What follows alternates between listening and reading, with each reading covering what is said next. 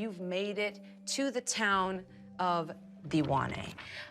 Here you see forts speckling a sprawling skyline as this town sits on sort of a strange spit of land kind of sitting in the middle of a beautiful sound. That's where the salt water and the fresh water mixes, making this area particularly fertile and home to fauna that you don't see in other places on Bihar. And this is Murka's hometown. As you enter Murka's home and probably make your way to the rooftop, because this is a rooftop party, and a lot of the houses in this area have flat rooftops. You actually look out over the city of Diwaney. It has gorgeous forts and palaces, the domed roofs of which you can see with the rapidly setting sun. Give me a history check. Oh? All of us? Yeah, Murka with advantage since you're a local. Thank you. Yeah. 17 plus 1, 18. 7. That was the same. 14. Sorry, that was funny. 14, 17, 7. 15. You, too, would know that a lot of, with a higher than 12 roll, that a lot of the forts and palaces in this area are actually no longer active.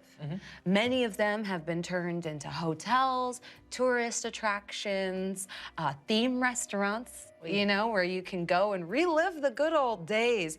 But since Bihar has had a hard-earned and well-fought-for peace, these forts, well, there's a lot of controversy on whether or not, of what to do with them, rather than let them fall into disrepair.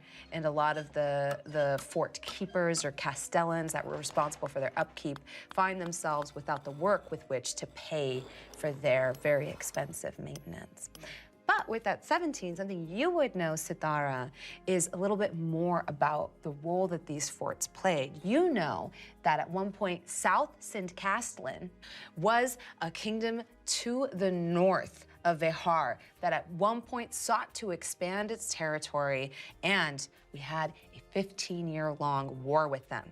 They were masters of siege weaponry, and therefore the colony you're in now, Arcane Colony, was actually at one point a strategic hub where war mages came together and specifically learned protection magics. In fact, you're kind of vaguely reminded of the shield that you saw Murka cast earlier. The engineers of this region excelled at figuring out how to make safe buildings and deflect projectiles.